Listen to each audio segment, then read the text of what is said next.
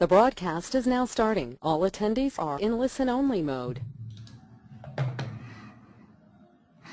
Hi, thank you for joining me for this webcast on who does what in data integration.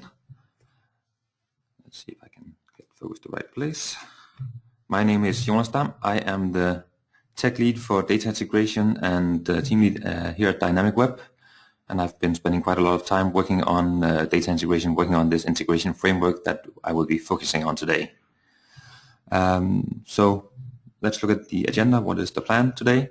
First, I'm going to do a quick demo to show you how to set up the data integration framework, show you the structure and the way that data moves in and out of Dynamicweb, so that we have a common background to talk about how to share the responsibility of setting up a data integration task between the ERP partners, the web partners, technical people at the end customers, and so on.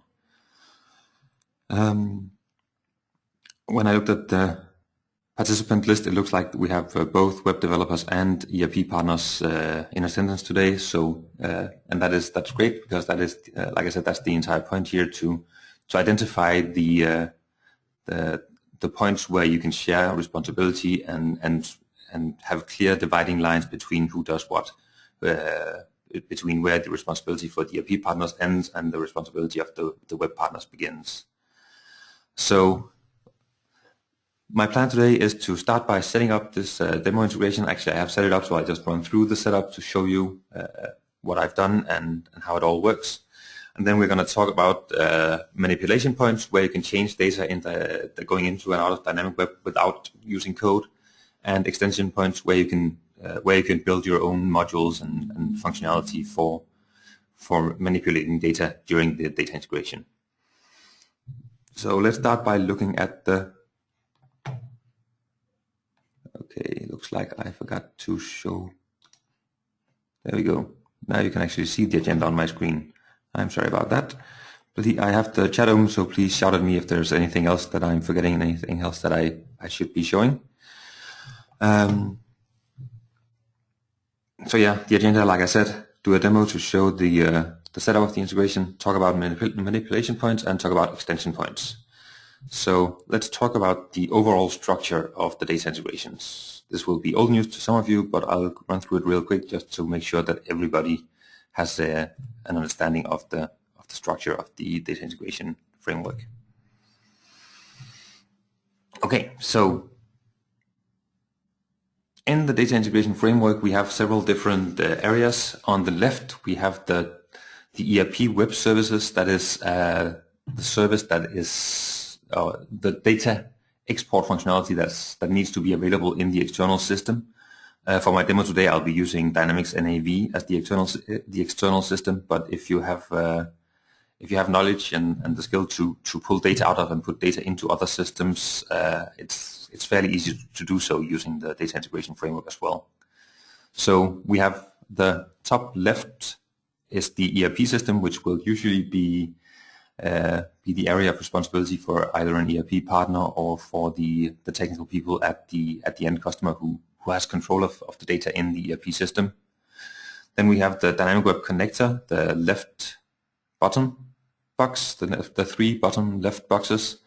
The Dynamicweb connector is a Windows service that you install on the remote system, that is on the system where the ERP server lives in that environment, so that you can use this to punch a hole through firewalls and avoid having to expose ERP web services directly to the internet.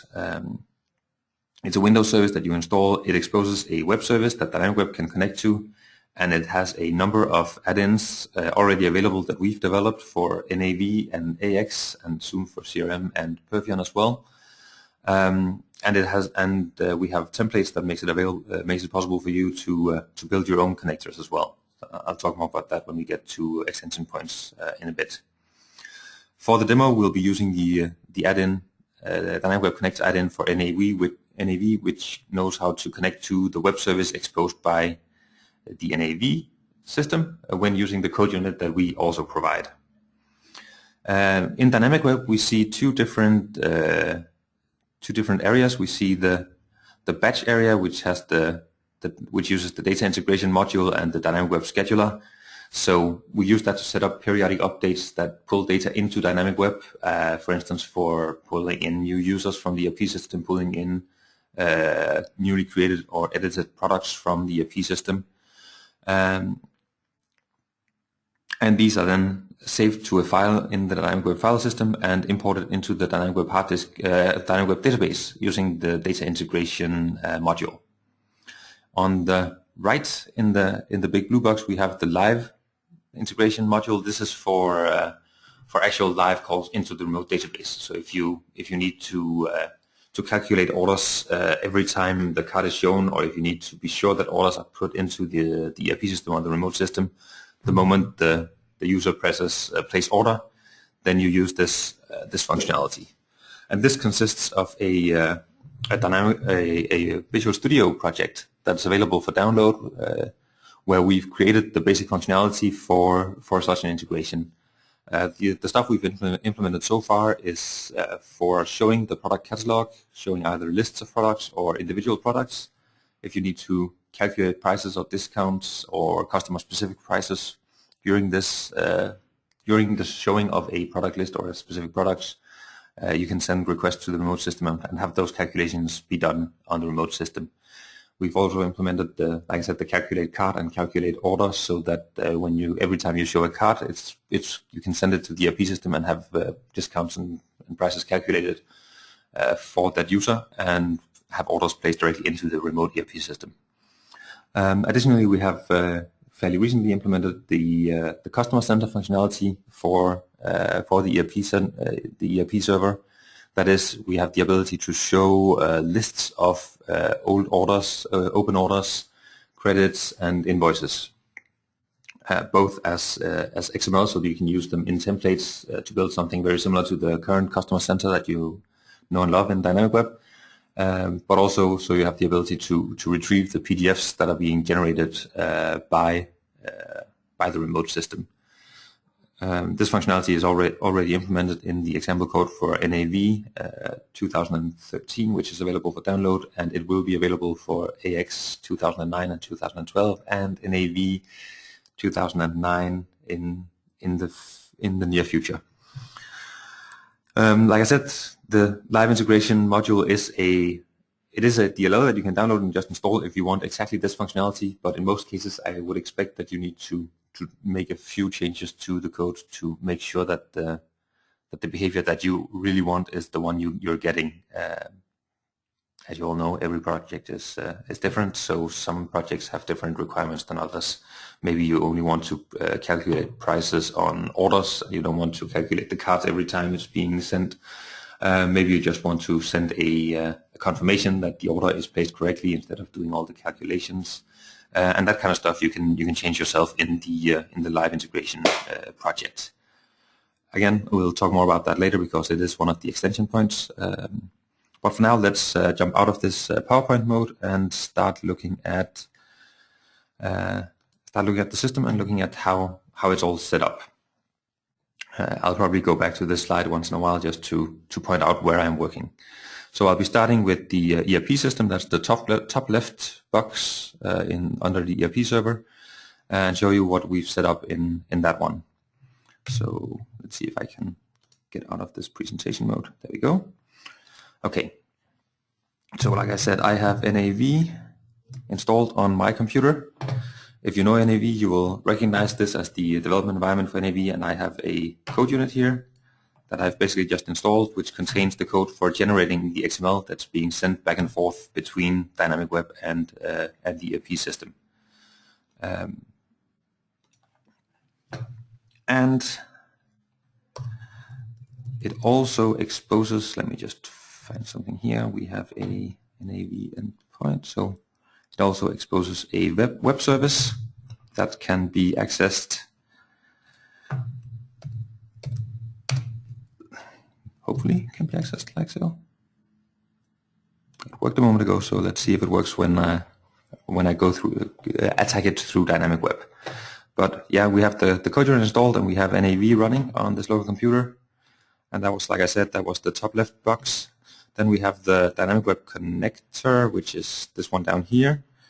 That is a small Windows service, which we have right here. And as we can see, we have the Dynamicweb connector service as an exe file, and then we have a DLLs for AX and for NAV, and more coming for CRM and Perfion before too long.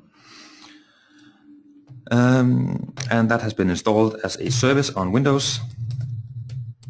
So if I go to services, we'll see that I actually have 2 copies of it installed right now, but only one of them is relevant here. So we have Dynamicweb service running here, and again, that one, the task of the web service is to connect Dynamicweb to the ERP system, assuming that you don't have direct access to the web services. So that one should have an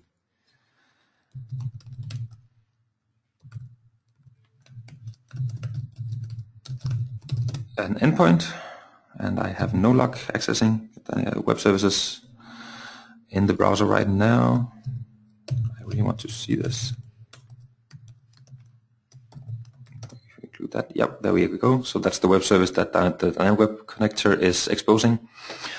And that's basically what we need to punch a hole through to the remote system. We set up something in the ERP system. In the case of NAV, that's a code unit that exposes a web service, and we install the Dynamicweb connector with some configuration. I think that's the one we have right here, where we can see we have different configuration sections for NAV, AX, and Perfion in this case, and we have the sections with the actual setup, the URLs for the web service endpoints and the login information as needed. And we have the actual settings down here, where we have test mode, test output file. We have the secret, which is being used for encrypting the data that's being sent between Dynamicweb and the Dynamicweb connector service. And we have the connector type, which tells us, are we using the NAV add-in or the AX add-in for this specific copy of the Dynamicweb connector. So as you can see here, we're using the NAV connector. We're having the web service is exposed at this URL, which you saw a moment ago.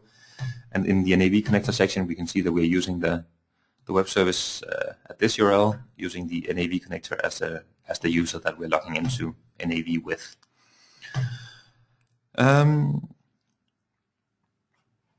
And one of the tools we have for testing this stuff is a small Dynamicweb test service, Dynamicweb service test app. As you can see here, I have made a copy of this to my desktop, and I'll just show you real quick how you can use this. So we first of all, we have the config file in here somewhere. There we go. And as you can see, okay, so that's the one we have here and over here.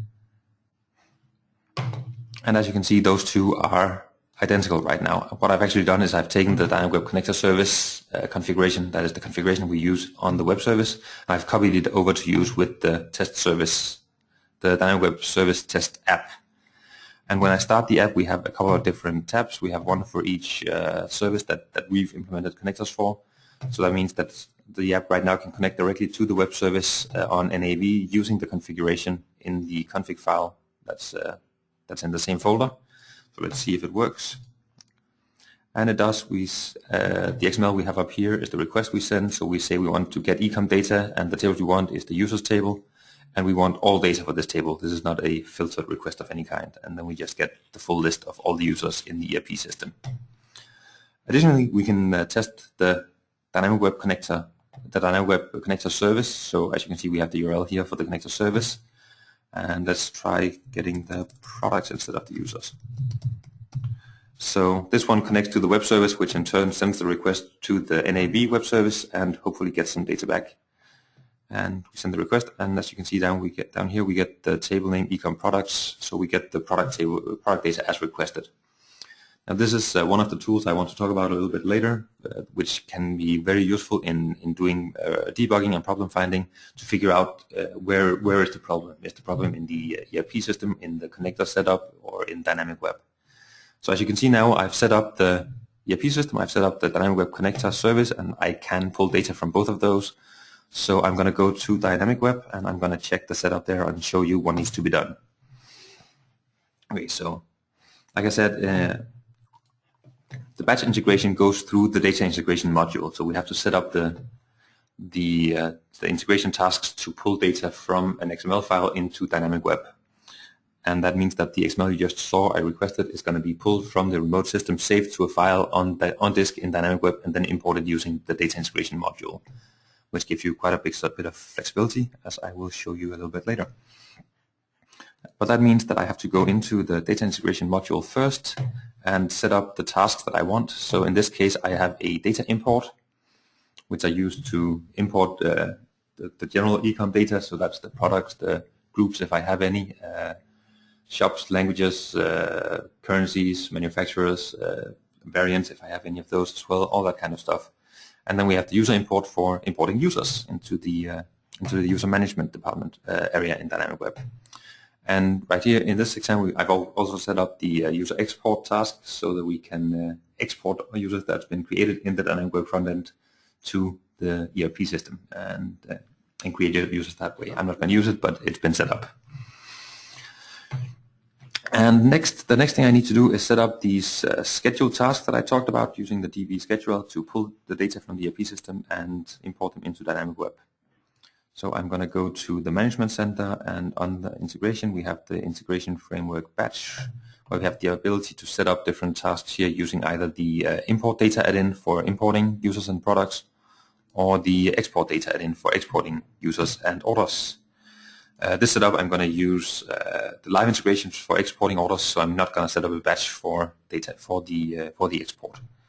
And as any good TV chef would tell you, there's no reason to do this live, so I've pre-baked the integration, and when I go to my schedule tasks, you can see I've set up my import data task here, which knows the web service, it knows the secret that I talked about that's used to encrypt the data, and it knows the data integration activities that I want to use for importing users and importing data into Dynamicweb, and it knows which shop to import into. This setting right here is actually one that's being sent into the ERP system and then sent back to me. So whenever I get a group, for instance, I need to that group needs to be added to a shop, and the NAV example code requires that information comes in a setting in the request, which is why it's right here.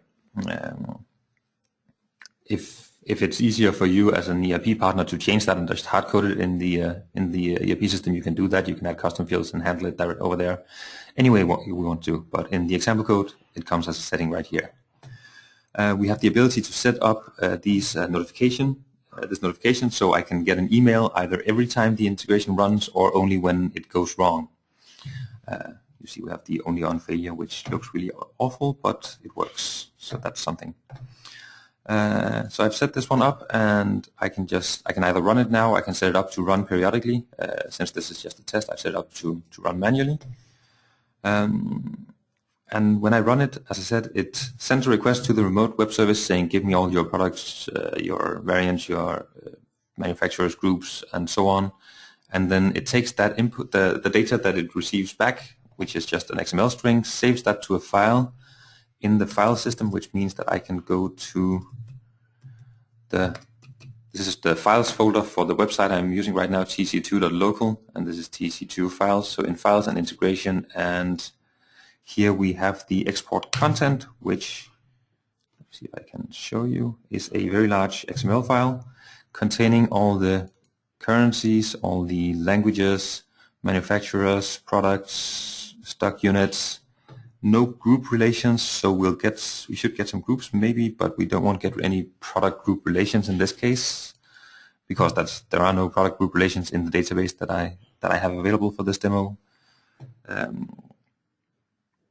And all this data is then imported using the data integration activity that I set up earlier, which means that we can go into e-commerce and we can see that. Hopefully we can see that we have a bunch of products as long as we pick. As you can see, we've gotten a lot of languages because right now we just export all the languages in NAV. And as long as I pick one of the languages where we actually have the language versions for the products, we get a bunch of products here. And the first page, all these products I've added to a group called Furniture just so I can show them in the front end but you can see the next page are all pink here because they don't belong to any groups. That's one of the rules that's how it works. And also we have imported a bunch of users which are all in here, and let's see. And we have set up our product catalog and our customers and so on. So we need to have a user that we want to use. So let's use Clum. I like that one. So first of all, we're going to make sure that it's in the group that's allowed to log in the front end. And second of all, we're going to make sure it has a password. So 1, 2, 3, 4, 5, 6, we'll use that one, which means that I can go to my web shop, and we'll see here we have a bunch of different groups. So hopefully the furniture group, which I added a bunch of products to, we see that one here. And as you can see, the prices here are sort of strange. And that is because, as always with stuff like this, one of the challenges, one of the tasks you have to do when setting up an integration is to make sure everything fits together. So in this case, we have a bunch of products, and the prices here do not match the prices that I have in my front end because there are exchange rates on the currencies that are imported, and the default currency has not been set to something that makes sense with this integration setup right now. So that's one of the things you need to set up. I wanted to leave this here to show you that there are some setup that needs to be done. But we can see that if we log in using Clum 1, 2, 3, 4, 5, 6, we get some different prices because the prices are being requested directly from the ERP system, which means that the setup that I skipped, I'm sorry about that. So we have the live integration here. The DLL that I talked about earlier is basically we have the bin folder for my site here, and I have copied the live integration DLL, this one right here, into the bin folder, and that DLL here shows up as an integration in here where I've set up the connection to the web service for the Dynamicweb connector service, with the secret, and I've set up a few different settings here, including a lot of logging, so I can see what's being sent back and forth. Poke me in the chat or ask a question later if you want me to go through this in detail. I think most of you have seen it before, but let me know if you want more detail on this, and we'll take that after the main event. Anyways, and we also have the log, so we can see that first we had quite a few web views where no user was logged in. So by default, the live integration is set up to only work with logged-in users to avoid sending too many requests to the remote system. But if you check this box here, it'll send over non-logged-in user requests as well, just with the user ID anonymous, I think it is, instead of the external user ID that we got from the remote system, and then you can do price calculations, live price calculations for anonymous users as well. But slightly more interesting, when we look at the log, we also see that we sent a request called get product info. Let's do a quick copy paste of that one. So let's see, and this is the wrong editor for this kind of data, so if you will excuse me one moment. There we go. And then you can see that the request we send is basically a list of product IDs, product numbers, and the currency code saying we want the price in euros right now and we want the prices for each of these products. And we get a response back. So this is the response that's being sent from the ERP system. And again, I know this is not the simplest way to get this data. It is on my to-do list to improve this so we don't have to do this sort of editing all the time. But the price we get back from the remote system, from the ERP system, is the price 9.858, which should be the price that we saw over here, so 9.86. That's rounded off, so that's pretty good. And like I said, we can also send requests for calculating orders and placing orders into the remote system using this live data. So that's pretty much it for the overview of the data integration, how you set it up, how it runs, and what happens where. What I'm going to do now is I'm going to go back to my slide, and I'm going to talk about the manipulation and extension points in Dynamicweb. So first of all, you have some ability to manipulate this data that's coming into Dynamicweb. Like I said, we get the data from the ERP system as an XML file, which is saved in this file here, or any file that you define in your data integration activity. And if you're just using the code unit that we include that we have made available for download on our website, you'll get a lot of data. Like you saw, there are a lot of languages, there are a lot of currencies, stuff like that might not make sense in your specific situation. So what you can do is, instead of using the default activities from templates here, you can set up your own. So you can say new activity, use the XML provider, and select,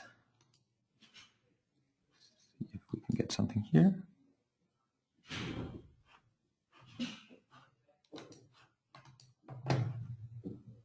Okay, not getting a lot of reaction from this one. Okay, let me just reopen that one, if I can.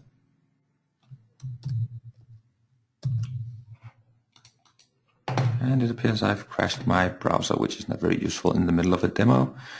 Excuse me while I restart my Internet Explorer. Hopefully. If I can. Well, that's bad timing.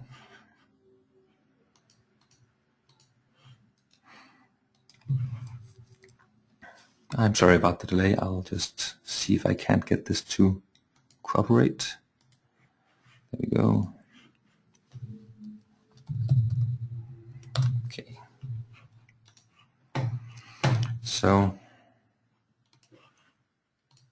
in the data integration, where I create a new activity, and here I pick the file that I showed you, the export content that was generated from the output from the ERP system. Just remove that one, and then we pick the Dynamicweb provider as a destination. Again, we have some options here, so we can say that it should deactivate missing products or remove missing products. So if you want to do cleanup every time you do an import from the remote system, you can use one of these settings, and you can choose what level of index updating you want to do if you have if you're using filter search. This is very useful. And after that, you have all the different row tables and columns. So once again, this matches the data that we have in the file right here. So for each table here, we'll have a value, and for each column on an item, we'll have a column to do mappings from. So custom data import. And in here we have the ability to say, okay, I've imported all my languages, and I don't really want to do that every time after the first one, so I'm just gonna skip that mapping. Yep, I don't want to import currencies. I probably would do, because they have the currency rate for changing between currencies. So, but that depends. Do you need to have those in Dynamicweb or not? And again, that's one of those on a project by project basis, where do you want to keep this kind of stuff. So in here you have the ability to limit the data that you're pulling in. If for products maybe you don't want to include the manufacturer and variant count and so on, so you can exclude those. You have the ability to, if for some reason you have trouble exporting a unique product ID, you just want to use the product number, you have the ability to set which columns should be used as keys when you do the import. You have the ability to add some very simple scriptings. You have the ability to append or prepend to the values that are coming into the system. And of course, one thing I skipped, when you import, you also have the ability to set an XSLT sheet here, so you can do transformations. If you're working with a different system than the ones we are supporting already, and you already have an export in a different format that has all the data you need, instead of getting some ERP expert to create a new export in the Dynamicweb format, you can just use the format that you have access to already and create an XSLT that can transform it into the format that Dynamicweb can recognize and import. And set it up to do that transformation as part of the import. And also fairly important here, make sure that you use the right decimal separator, because that gives some weird numbers every once in a while if you use the wrong one. So that's the main area where you can change things in Dynamicweb without actually doing changes to code, the data integration activity configuration. Then we have the extension points. So we have the Dynamicweb connector service add-in. Like I said, that's the box right here. The ones we've implemented for AX and NAV just takes the web service calls that it gets from Dynamicweb and passes them on to the web service at the ERP system. But I know that some partners have created integrations where they go directly to the database instead of going through a web service or a SDK. They just go directly into the SQL server and pulls data out, and then in the add-in right here, in their own code, they build the XML that needs to be sent back. So you can do all kinds of manipulation there as well, build full integrations there if you want to. There's a video that shows how to do that from our previous tech conference that I highly recommend you go and look at. Let's see, what else do we have? We have the integration schedule task add-in. So the schedule tasks that you set up are also add-in based. So when we go to Management Center and to the batch integration here, we have the type. These are all add-ins. So we've included 3 basic add-ins, one for exporting users and orders to remote system, one for importing basically ERP data and users, and one for importing anything, where you have a field where you define the XML request that you send to a remote system inline here. So you can basically just write start tag get everything, and as long as the remote system knows that when it gets a get everything request, it should send you something, then you get that XML back and you can import it into Dynamicweb using the data integration module the same way I just showed you. Or you can do basically anything. You can connect to, you can set up a schedule, you can create a schedule task here where you connect directly to your own web service, or basically whatever you want. Read a local file in the Dynamicweb file system and pass your own proprietary formats. As long as you can do it in .NET code, you can do it in a schedule task add-in right here. And next we have the data integration provider. So as you saw, I used the XML provider as a source because we're reading XML data. But if for some reason maybe you want to send JSON data instead because that's what you have available, or you have again a proprietary format you need to read, you can create a provider here that defines the table structure, which tables and which columns does it expose, and then allow you to import this data into Dynamicweb from your own format. You can use it if you need to do pre-processing or post-processing before or after the import is done. Basically, your imagination is the only limit here as well. And of course, we have the live integration project. It's available for download. The full project, which I can show you really quickly here. So basically what it is it's a bunch of notification subscribers that are being used to respond to the events in the front end. So when someone logs in, when a card is loaded, when something is added to an order line or removed from an order line, or when an order is completed, these events are being handled, and then we have a price provider, we have a live discount provider, and some different stuff that needs to be done. Also, we have the methods that are being used for the customer center integration that I talked about earlier, where basically the full templates that you have available, all the tags that are available in templates in the integration customer center are being generated here, so you have full control over that as well. And in here you can basically extend it, use the the framework, use the Dynamicweb connector to connect to the remote system and add anything you want to using the notification subscribers and so on that are available in Dynamicweb. So that's the places where you can extend and manipulate the task, the stuff in the functionality and the data flow in Dynamicweb. Now for the main point of this talk, the who does what. I think it's been fairly clear that we have some clear interfaces that you can use, and then it is up to you as a Dynamicweb partner, as an ERP partner, to work with the customer, work with the other partners working on a given product to decide who has the responsibility for which areas. So if you're working with an ERP house that knows nothing about Dynamicweb and doesn't want to know anything about Dynamicweb, maybe you give them the NAV code unit and say, as long as I can connect to this web service using the test app and get the right data with the right requests, your work is done. And then my job is to set up the Dynamicweb connector, set up the schedule task, and so on. If you're working as an ERP partner, maybe it's an advantage for you to have full control over your own environment. So you take the responsibility for the Dynamicweb connector and say, I will make sure that you can connect to this web service from your Dynamicweb installation and send the request as well. And maybe you want to be a full stack integration specialist and you do the full stuff and just say to the web partner, say to the front end partner, I will make sure that everything is in the product catalog in Dynamicweb, that the user imported and everything. And as an ERP partner, I will set up the remote system, I will set up the Dynamicweb connector, I will set up the schedule tasks, I will install the live integration module and make sure everything is up and running.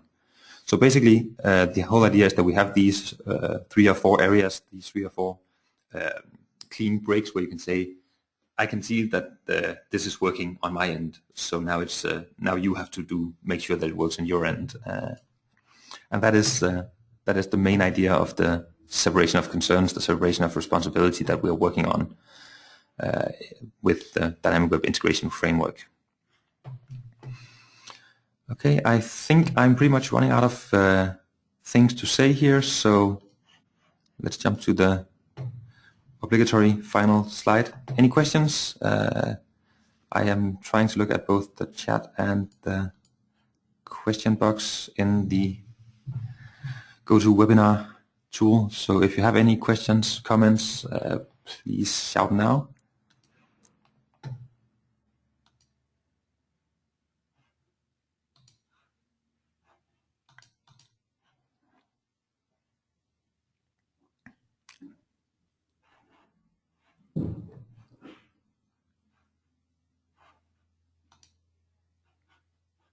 Okay, so we have,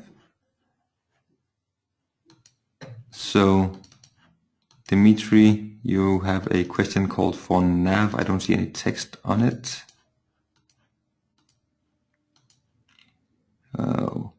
Where can you get the code unit from? Oh, there it is. Okay.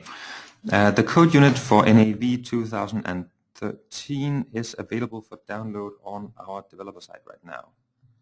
So basically you just go to developer.dynamicweb-cms.com, which you hopefully know already. And if it's working today, yep, go to downloads, and at the bottom here we have the integration framework where we have the connector service, we have the test app that I showed you, we have the Dynamicweb integration framework NAV example code. This is the NAV code unit that you can download and install. We have the live integration project that I just showed you real quick, and we have the compiled version if you don't want to build your own and just want the exact functionality that we've made available.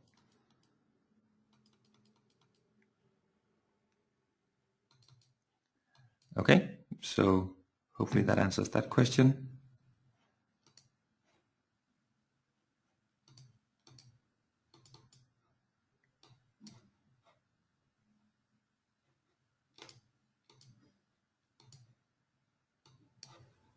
Okay. Yep, it should be, Dimitri asks, nice, so it's all there, thanks. And yes, it should be all there, and like I said, the NAV 2009 R2 should be available before too long. We have it almost done. We just need to finish quality assurance. We just need to finish testing, and then that will be available. And the same with the the code units for AX 2009 and 2012 will be available for download in the very near future as well. Okay, I don't see any more questions. Okay, so let's see, did I include my... Yep. If you have any questions at a later point, you should feel free to contact me directly. I'm jdk@dynamicweb.dk. It's my email address. Other than that, I'll just say once again, I'm sorry about the unannounced postponement last Thursday, and I appreciate you guys showing up for this rescheduling. So I'm gonna end it now. Last chance for questions. 3, 2, 1. Okay, that's it. Thank you guys for listening, and I'll see you next time. Bye.